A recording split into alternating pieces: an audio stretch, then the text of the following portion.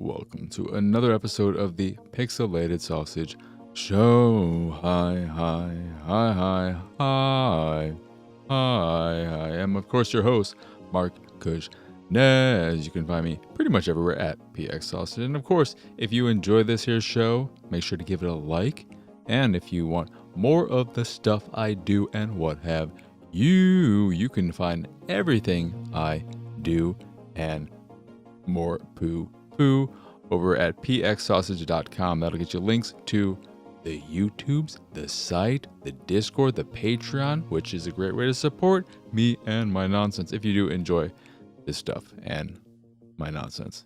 Because I try to keep everything else ad-free and tainted free and whatnot. So the patron's the way to go. I remembered to finally do it for the second time, a little bit of plug-in at the top of the show, which I did once before, over a month ago, I'm pretty sure at this point. And I think I may have remembered the following episode after forgetting, or I remembered halfway through. Either way, I haven't been doing it, and I think I'll start because that's what people do. Plus, are you really listening to the end? I don't think so. But I am, again, Mark Kuznez. And if you want links to all that jazz, the site, YouTubes, if you're watching on the YouTubes, you don't need a link to that, but you still need a link to the site and the Discord, which is a place to hang out with like-minded folk who are all pretty cool. Some of them have bad taste. Oh, God. Something in my throat. But, good place. And, again, support at the Patreon, pxsausage.com, or directly patreon.com/pxs. Anywho, I am going to be talking about a handful of games on this week's episode, including Reverie, Sweet Ass Edition, Bramble, the Mountain King, the Bookwalker, Thief of Tales, and Noob, the Factionless. But before I get to all of that, I don't have any news to talk about. Enchi, you want to hear me talk about news? Suggest some news. Is that the tornado siren again? I live in Chicago and we're currently under a tornado watch or tornado warning. I don't know. It's one or the other. I think there's technically a difference. I think a warning is worse than a watch. I think a watch is, hey, just maybe pay attention if there are any updates. And a warning is, maybe go in your basement if you have a basement. I say F that. I am upstairs, and if there is a tornado, I hear the siren now, or the TV type sirens. There's a tornado. Look out. If a tornado is ravaging down my block right now, guess what? I'm going to keep podcasting. That's how committed I am. If that's not something worthy of support, I don't know what is. Anywho, what I really want to talk about before getting on to what I've been playing is a door-to-door sales boy. I'm going to call him a boy because he looked pretty freaking young. Maybe his early 20s, but I would not be surprised if he was 19 or so. And usually, and by usually I mean every other instance of somebody walking door-to-door, clearly trying to sell something, whether that be the word of their god or, in this case, solar panels, I'm just not opening the door for them. I don't want to talk to them. I don't want to waste their time. I don't want them wasting my time. And that's that. However, in this instance, they rang the doorbell. I didn't look to see who it was because I was expecting a delivery from Walmart at that very exact time. Literally that exact time. So I just assumed those are my groceries. I better get them because there are some that need to be refrigerated as soon as possible and some that need to be in the freezer. Open the door. It wasn't somebody with my groceries. It was a young boy with maybe, I don't think he had any kind of clipboard or whatnot. No pamphlets or anything of that nature. And he said, You know what? I think you look like someone who would really be into what I am talking about. Okay, so by the way, my name is blah blah blah, and then I offered my name because I was trying to be polite. I was gonna humor him long enough to say, okay, whatever, just tell me what you're selling so I can tell you I'm not interested, and we could all move on and be happier away from each other. I said my name is Mark, and his response to that was, oh, my uncle's name is Mark, which may or may not be true. I don't know. I am maybe wrongfully inclined to not trust a single word people like this say because they're just trying to find ways to relate with you. Hey, we got something in common. Your name's Mark. My uncle's name is Mark. Hey, isn't that cool? Sure, whatever. And then he started to give me his spiel, starting with the name of the company he works for. And he said, so have you ever heard of so-and-so company? I don't even remember the name of the company. And I told him, no, never heard of it. And he said, ooh, not even a little bit? Not even a sprinkle? You don't know? And I was like, no, I did not. I have not heard of your stupid company. I didn't say that, but I'm showing how annoyed I would eventually become with this boy. And I emphasize boy for a very specific reason. So then he tells me, well, it's a fucking window and whatever company, but we are the company who puts the solar panels on all houses in this neighborhood. So that's what we do. And I think you would be a great candidate for solar panels. But let me just ask you, what do you know about solar panels? So he wanted to gauge my knowledge of them instead of trying to immediately just sell me on why I should, okay, whatever. And I, at that point, was not interested. I was never interested, but at that point, I didn't want to get into some spiel. I didn't want to say what I know or don't know and then have him give me some fucking little mini lecture on solar panels before he tries to sell me on getting solar panels. So I told him, I'm not interested.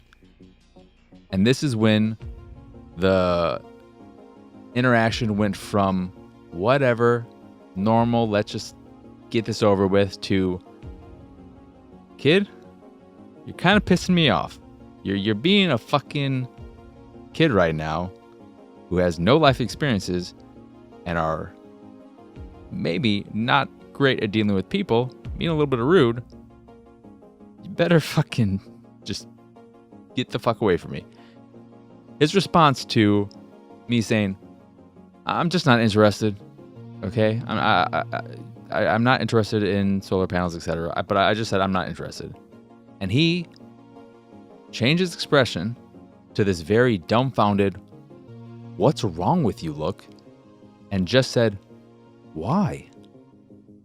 As if there's something wrong with me for not being interested in solar power. And for the record, I'm not against it, but I am against being bugged when I'm in the middle of doing shit, and I just don't want to. I don't want to deal with this kind of crap at that moment. Especially, I'm waiting for a delivery. I got other stuff going on. I don't want to deal with it. People like that who go door to door should understand that a lot of people feel that way. That's why a lot of them just don't even answer the door. So I said again, I'm just not interested. Again, dumbfounded face, slightly more dumbfounded. Why? And then I said, to try and put a period on the whole conversation, the whole interaction, a period being a hole, it's a dot or a hole, a black hole. I want to put this conversation in a black hole away from me. I said, I'm just not interested, and I don't want to waste your time. I don't want to waste my time. I'm not interested. And then his expression got even. This is when it got extra dumbfounded. And he looked at me and kind of leaned in. Why? His eyes squinted. And in that moment, I wanted to punch him in the fucking face. I just closed the door. I'm like, woo. But that is not the way you respond in that situation. When somebody's telling you they're not interested, the way you respond to that, maybe you ask, why aren't you interested the first time? And if they continue and reiterate that they're just not interested, what you do, kid, who, and the funny thing too is 15 minutes after this whole thing, I thought to myself, fuck, if he was 19 years old, even 21, if he was 21, I would have been a bit of a hoe to have had a kid that young. But if he was 19, that means I would have had him when I was 18. And I thought to myself, man, if he is that old, I'm thinking to myself, fucking kids these days, what's wrong with them? I was just thinking about the fact that he could technically be, I could have a kid his age is what I'm saying. And that fucking freaked me out. Thinking that I'm old enough to have a kid who is 18 or 19 and it not be like I had him super young in life. 18, 19 years old to have a kid is still young, but not completely unreasonable. But the way you handle that situation is, okay, well, if you change your mind, if you ever get interested or want to learn more, here's my card. You can call anytime, and I will be happy to talk to you about it then. But thank you for your time now, and have a wonderful rest of your day. And just move on. Guess what? If you make a good impression, because you don't know why the person, me in this case, is saying I'm not interested. Maybe I'm just genuinely not interested. Maybe I'm not interested now. Maybe I have other shit going on and I don't want to waste my time talking to you at my fucking front door. There are so many different situations. But just fucking looking at me like I'm some fucking insane weirdo idiot for not wanting to engage with this conversation about solar panels and just saying why so serious? Fuck off, kid. Jesus Christ. And then I saw him today when I was going to go do some errands, talking to a neighbor 2 houses down while they were in their car. I don't know if that neighbor had just gotten home, if he was getting ready to leave, but he is a person who I'm sure owns guns and is that kind of person. I think he'd be patient enough, but at the same time, I was just thinking to myself, man, that's not a good place to stop and talk to someone, whether they just got home or they're leaving, especially if it's the latter. If he was leaving, in that case, I would be like, kid, I got places to go. Fuck off. And to really illustrate and get this whole fucking thing out of the way so I can talk about games, which is why you're here. To illustrate how annoyed I was, I did for a moment think to myself, I should look and find out what the exact name of that company was so I can call them, tell them about this person, and say how rude I thought they were.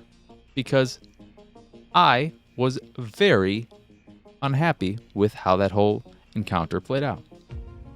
But enough about that.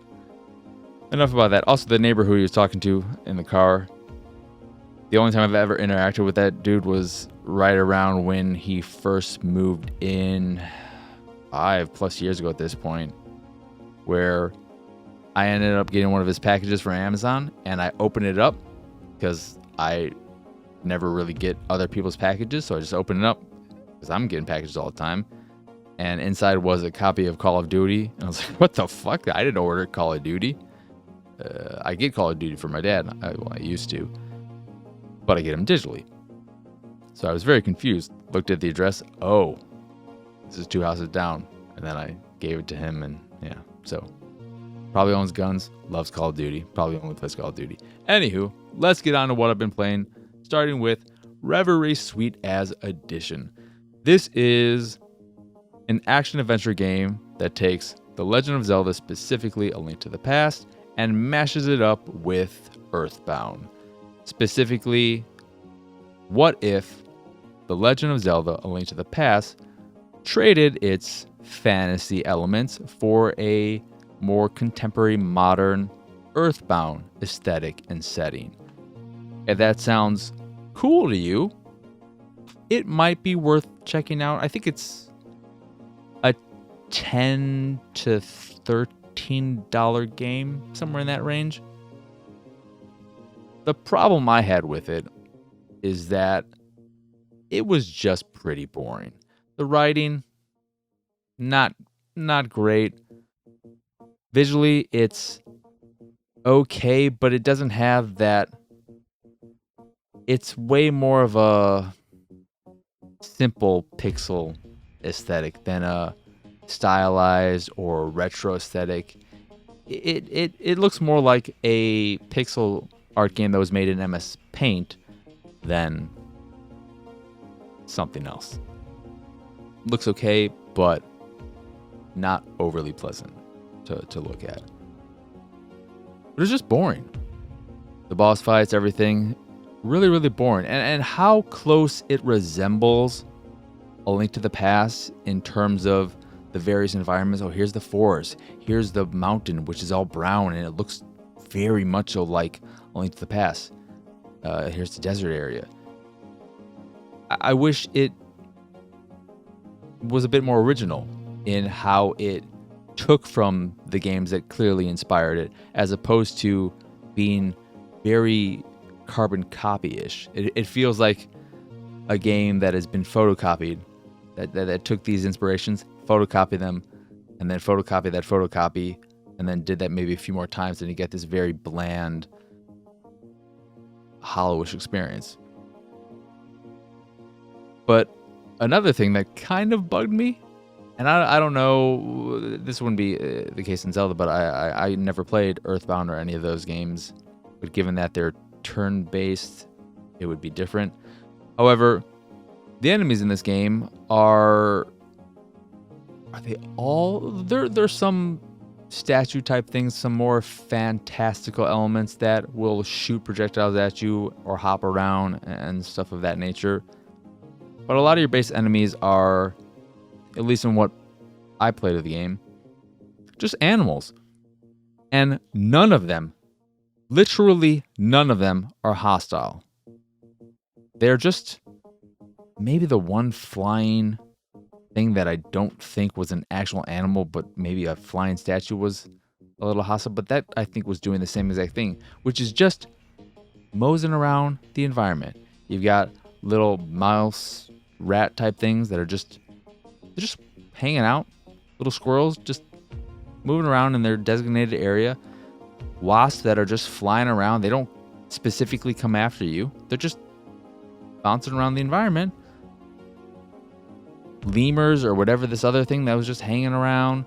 All these animals and all these creatures that are just going about their own business, not bothering you, but you kill them anyway because why wouldn't you? Why wouldn't you? They're in the way. They're in the way, and if you walk into them, they'll do damage, so you gotta deal with them. So that's a little weird.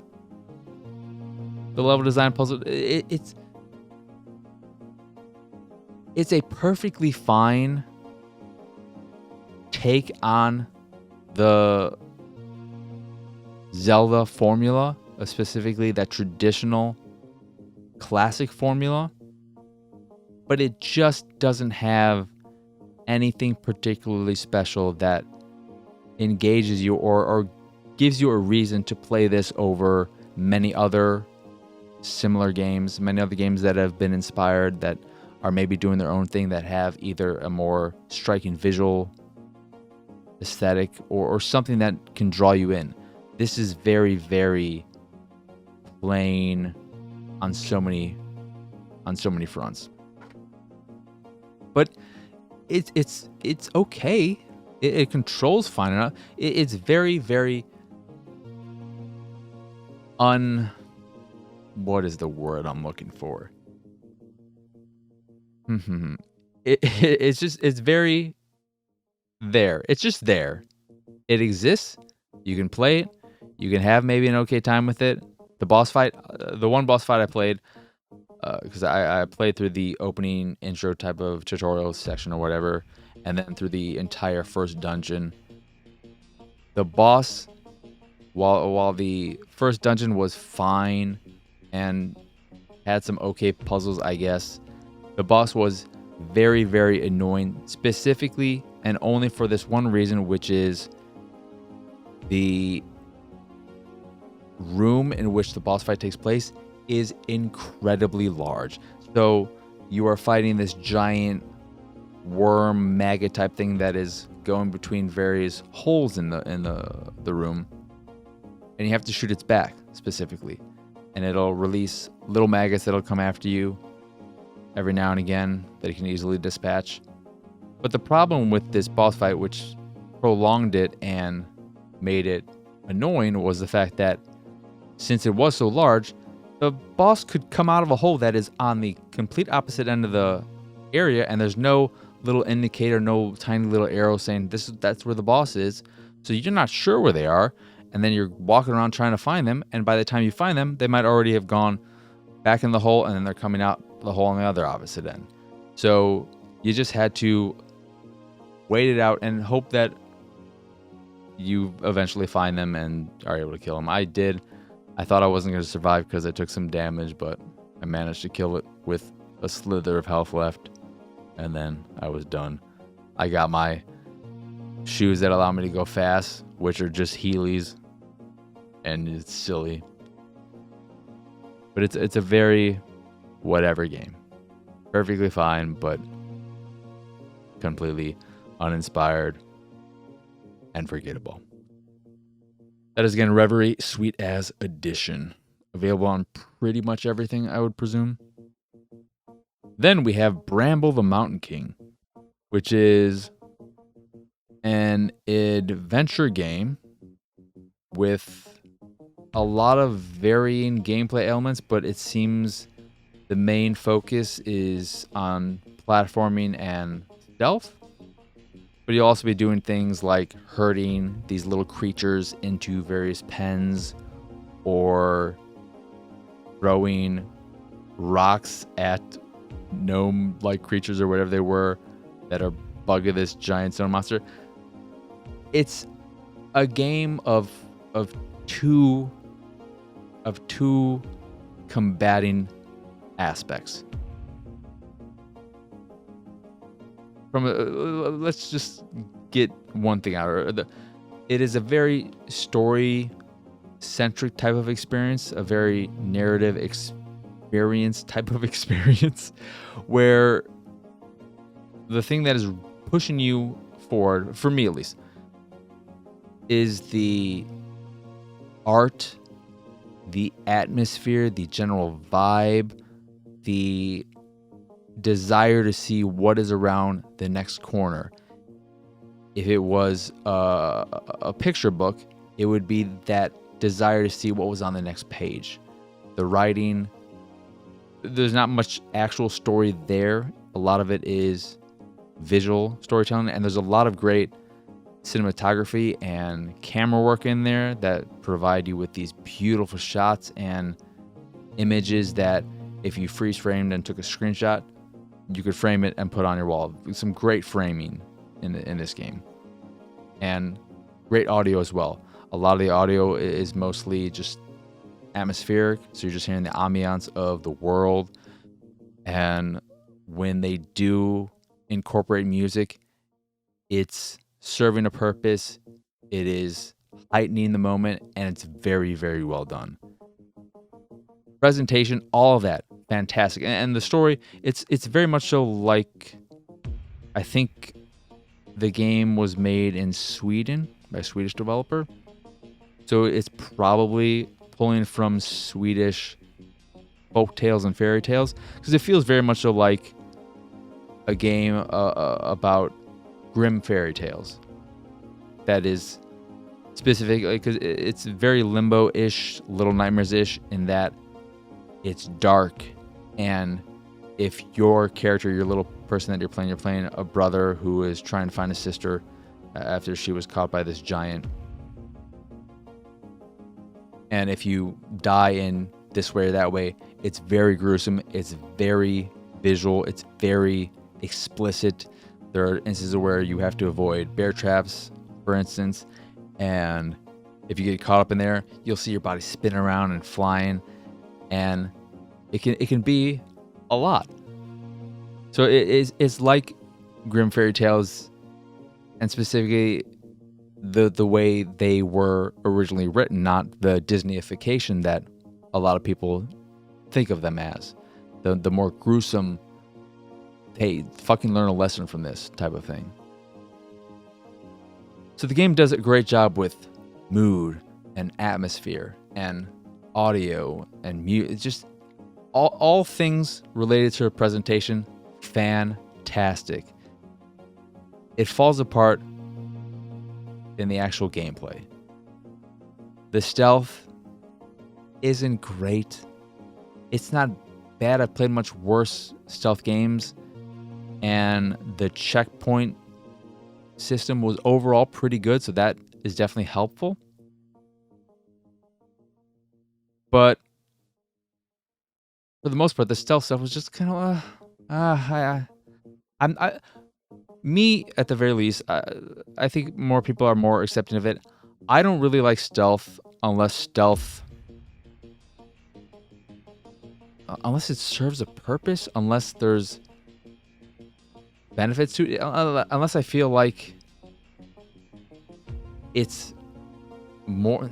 It's not even that it's a choice, but I think it's something like Mark of the Ninja, where stealth adds to the experience. It's hard to try and, because I've never really thought about it, but I don't like stealth in a lot of instances, but in cases where stealth is very thought out, this is just kind of, it's there. You just have to avoid shit. Whatever. I don't want to avoid shit. I want to use stealth as part of my arsenal. I want to use it kind of as a weapon. And when it's just a means to not get caught, where I'm just going from patch of grass to patch of grass, from chimney to chimney, hiding in the shadow, I don't find that fun or engaging. But then all the other ways in which it spices up gameplay, whether it be in platforming, which is okay, but again, it is just jumping and avoiding enemies, or doing these scenarios where you're herding these little creatures into pens, or playing a game of Where's Waldo with little baby gnomes.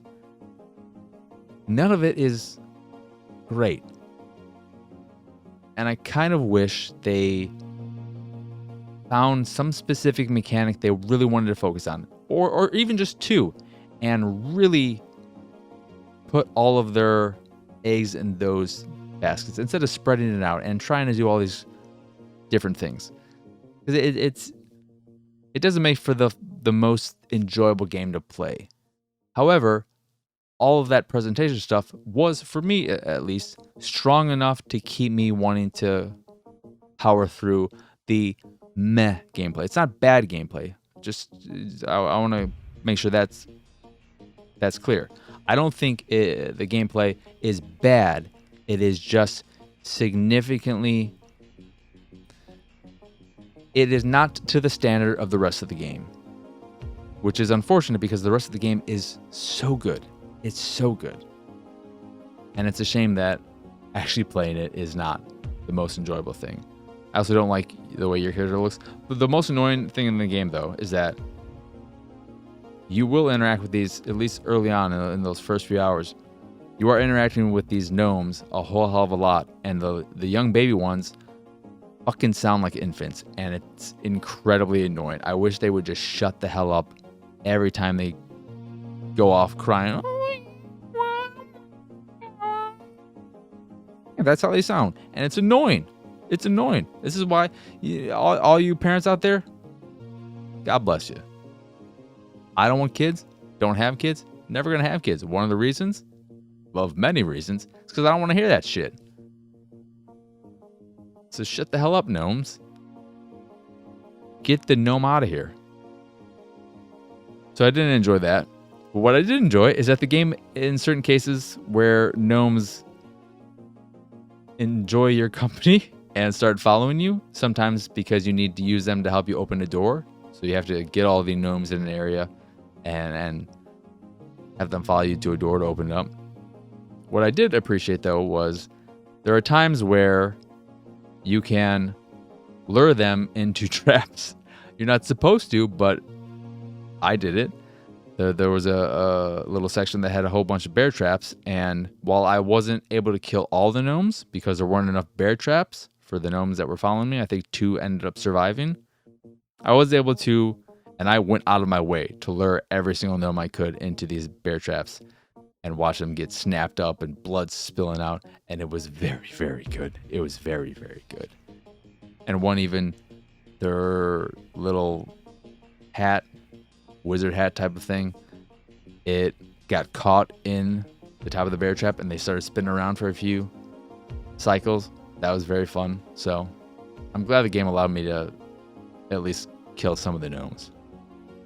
But it's a very, very beautiful game. Again, presentation, all of that, fantastic. If that is something that you know, or you should know, you can look at screenshots and see if you like its general vibe. I will also say that comparing it to any game, it is most reminiscent to me of Little Nightmares in its general vibe. You're very much so a little person in a big world. There are a lot of those cases in Little Nightmares. So if you were a fan of Little Nightmares, I would recommend the game. And it's funny because there are a lot of stealth things about Little Nightmares, and I enjoyed that game more from a gameplay element. But maybe it's because, again, that's the game. I guess you lure those little fucking creatures at times to help you. I don't know. You're never, at least the gnomes, the little fucking creatures in Little Nightmares don't sound like babies. But yeah, if you like Little Nightmares, I think you'll probably really enjoy Bramble. Few instances where performance took a mild hit, but nothing substantial. Very, very fucking so beautiful though, so pretty. And there's one shot I took a screenshot, which I'll probably use for the thumbnail for this episode. So if you see that on YouTube or on the site, that's from this game, and it's chef's kiss, mwah, mwah, mwah, mwah. Beautiful, beautiful shot. That was the much of the game, much of what I played was very, very pretty, but it was that exact moment where I said, "Whew, they know what they're doing. They really, really know what they're doing from an artistic standpoint." Gameplay needs work, but I am definitely down to see whatever this studio does next. Then we have, that was again, Bramble the Mountain King.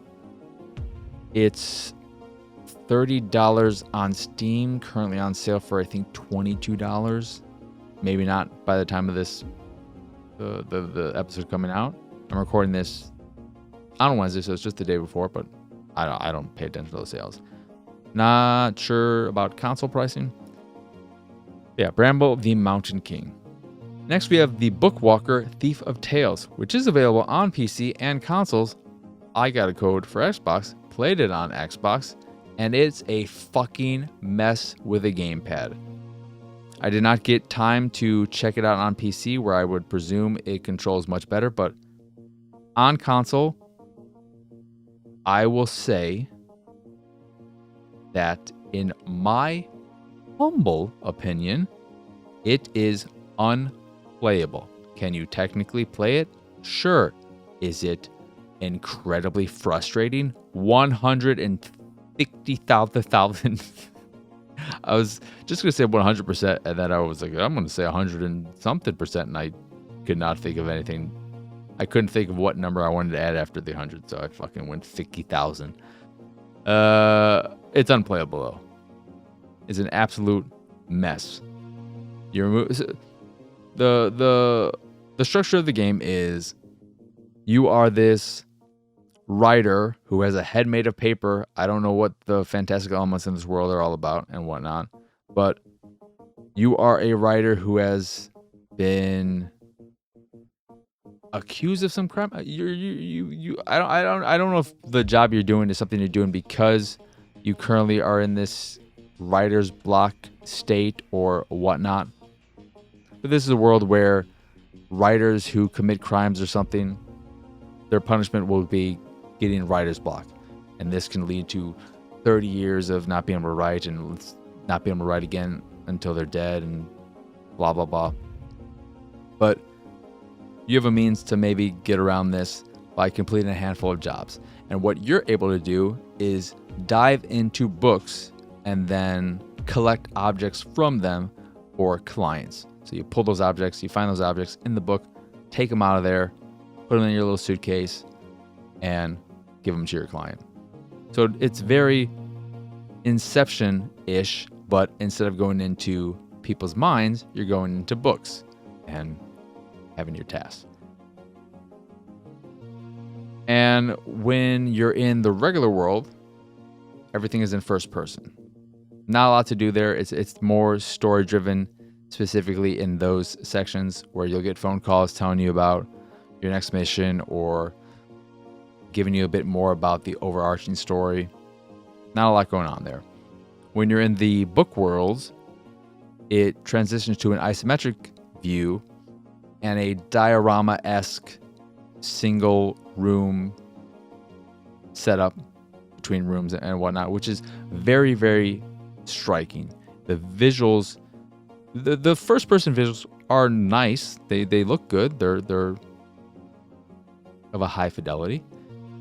But it is when you enter the books where the game really shines.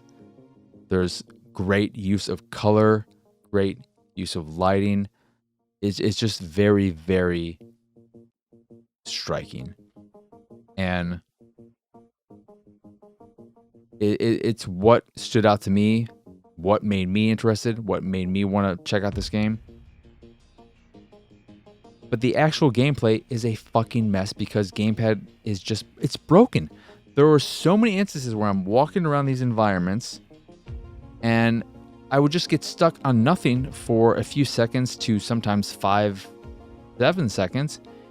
And I would just wiggle my analog sticks until I eventually broke out for no apparent reason. There wasn't any specific thing that was clearly breaking me from my stuck nature. And this happened dozens and dozens and dozens of times. And certain areas, it would happen, and it would happen seconds after. It would be stuck, break free after 5 seconds, walk for 2 more seconds, get stuck again, repeat for another. It's a fucking mess. And then, given that in those sections when you're in the book, it's very much so a point and click adventure type of experience. When you have objects you can interact with in the environment, it's a pain in the ass to get into the right position so that you can interact with this object or that object, because you cannot use an on-screen cursor to move around and select something specific. And unlike good gamepad point-and-click adventure controls, you can't toggle between things within your vicinity, your immediate vicinity, using the triggers or the bumpers. So you just have to walk back, forward, side to side. You just need to keep walking and walking until you end up lucking yourself into the correct positioning so that you can interact with this thing or that thing. And that's incredibly frustrating. On top of this, a game that is very, very about writing and literature.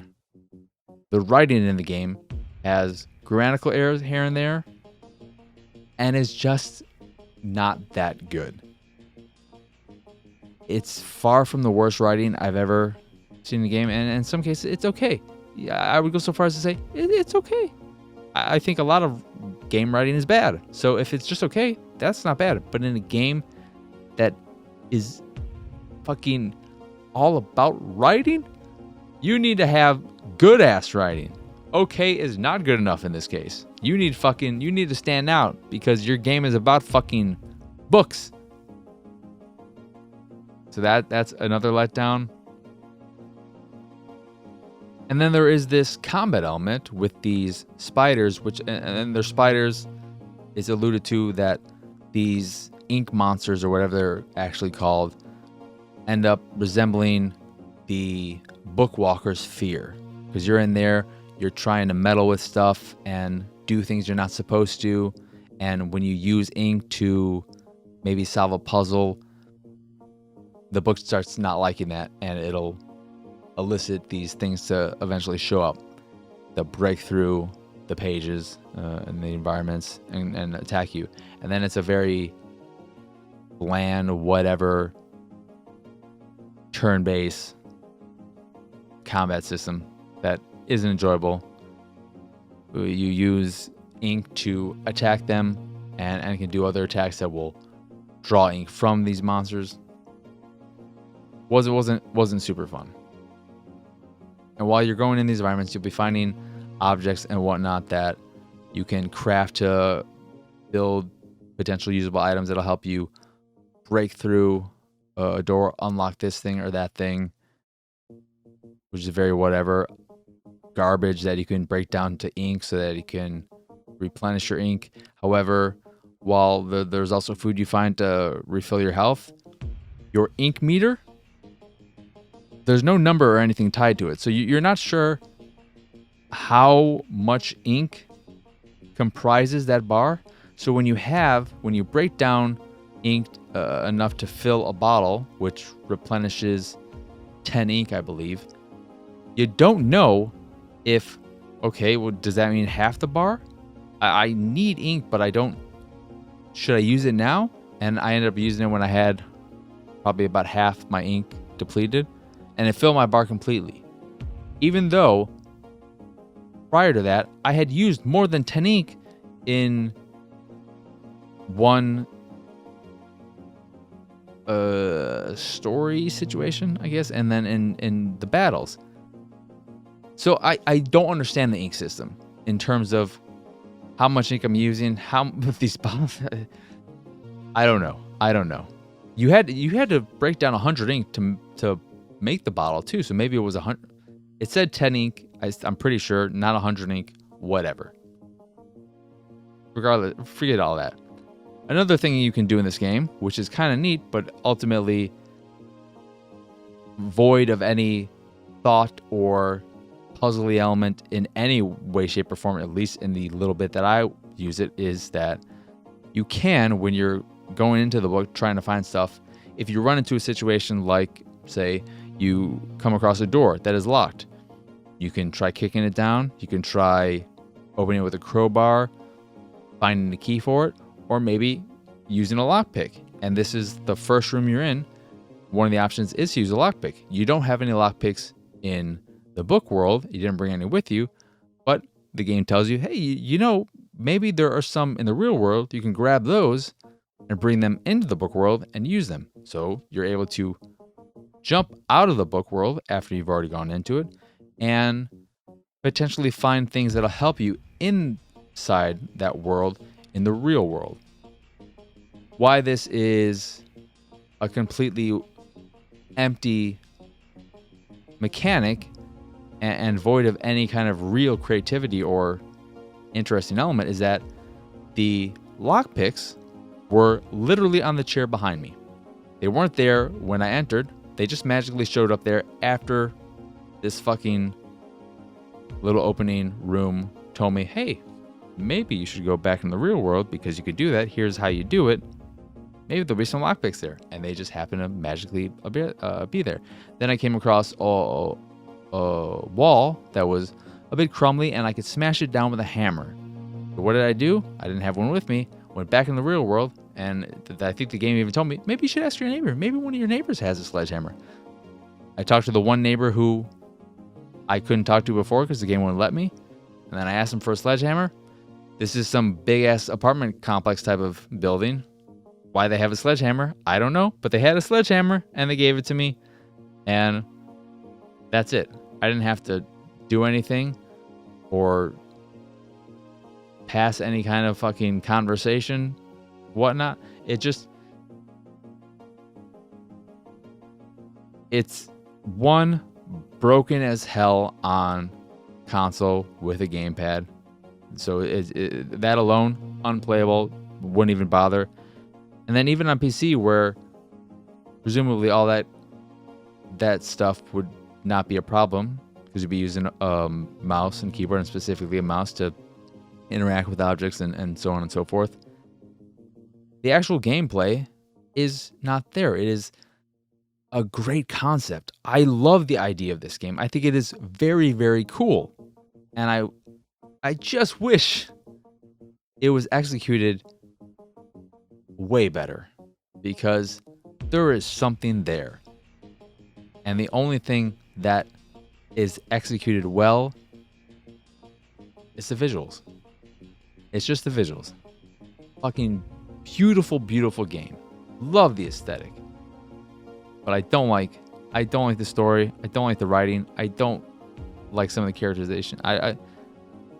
There are ways in which the story and what it's telling you, this shit doesn't make sense. It's a real shame. That is, again, though, the Bookwalker, Thief of Tales. Last is Noob the Factionless, and I don't have much to talk about this game. I was kind of excited about this because I thought it might be more of a Harvest Moony, Rune Factory type of thing.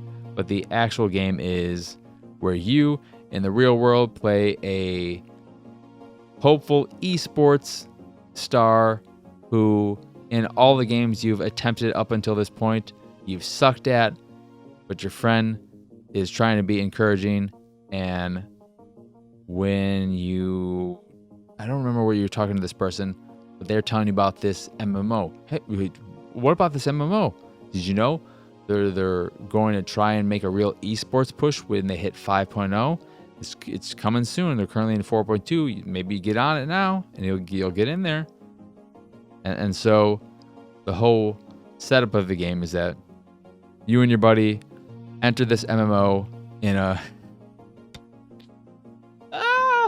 I just realized this whole recording, Be Right Back, has been on the screen. I'm like,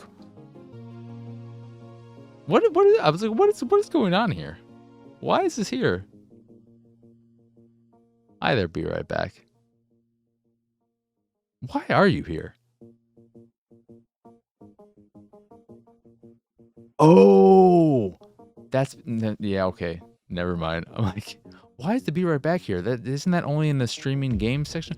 Oh yeah, I put it in here, but I forgot to hide it. Well, we're just gonna leave it there. There's no point in hiding it now. Let's keep it consistent. What a silly, silly goose I am. But you end up with your buddy creating characters for this MMO. And what immediately frustrated me was the fact that you have no control over your character. So it's a very guided, very linear in how much control you have over things sense, where you don't pick your class, you don't pick your character type, you don't get to do any of that. You don't get to pick what you look like. And then you're thrown into this world with a very Happy Wars aesthetic, a very lo-fi look that it's okay, but it's not. It doesn't have much style. It's very free to play, but it's not a free to play game. It's a $40 single player experience. I think it's $40 or $30. And then you're getting a lot of dialogue to start off the game. It is maybe all dialogue the first 15 or so minutes, which is too much.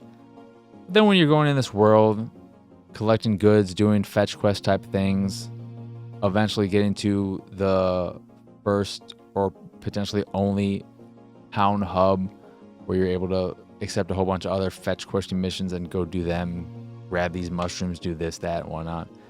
Very bland. And then the combat is not real-time action, but a turn-based system, which is, in my experience, I played on normal. One of the things that also was a problem with the game was that it's just super fucking easy. There's no challenge to the combat. You don't have to think about anything at all. and it was just very dull. It felt very much so like a free-to-play MMO, a very, very basic Flash free-to-play MMO that happens to be not free-to-play and a single-player experience with this weird, not isekai, but kind of feels like it could transition to an isekai type of thing. And you are the factionless or whatever. You also don't, and this is one of the things that bugs me about, is that it's acting like it has this great story that I should be interested in, and so it doesn't allow me any kind of control or choice.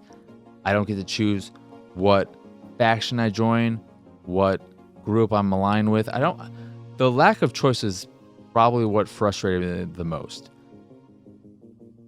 Even if I had that choice, the general blandness of it all, the boring nature of what you're doing, the very dumbed down combat, etc., would not have engaged me. So it ultimately doesn't matter. But that initial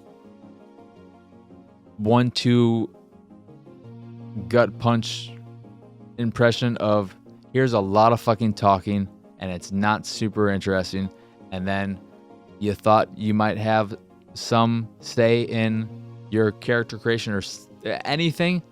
No, that did not leave me excited about the then hour or so, hour 15 I played after that. I was very, very bored the whole time. Shockingly so. Just so bored. But yeah, that is the Noob, the Factionless. And that is going to do it for this here episode of the Pixelated Sausage Show. I can't believe it took me almost 50 minutes to notice the Be Right Back was there. But since we are wrapping things up, I think that is the perfect time to say I am back. Bye-bye. You stupid idiot, Mark. You're such a dum-dum. Anywho, that is going to do it for this episode of the Pixelated Sausage Show. Once again, I am Marcus Nez. Y'all can find me pretty much everywhere at PX Sausage. If you'd like to find, I've already forgotten how to do the outro, but the site, the YouTube, the Discord, the Patreon, and so much more can be found over at pxsausage.com. That is again pxsausage.com, which will get you what again?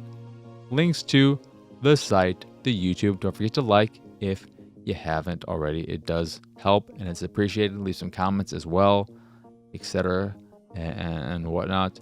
And then the Discord, good community. Check it out if you like. And then the Patreon is the pretty much sole way to support me and my nonsense if you enjoy any of my nonsense. So do that or don't. It's all good. It's all good. But yeah, that's pretty much it. So, of course, I hope you enjoyed this here episode. How do I end the show? How exactly do it? Well, you know. I hope you enjoyed this here episode. Wait, no, there we go. Anywho, thank you for watching or listening. I hope you enjoyed this here episode, and I hope you have both a wonderful rest of your day and a lovely rest of your week, crescendoing in a fantastic weekend. But for now, adios, arrivederci, bye!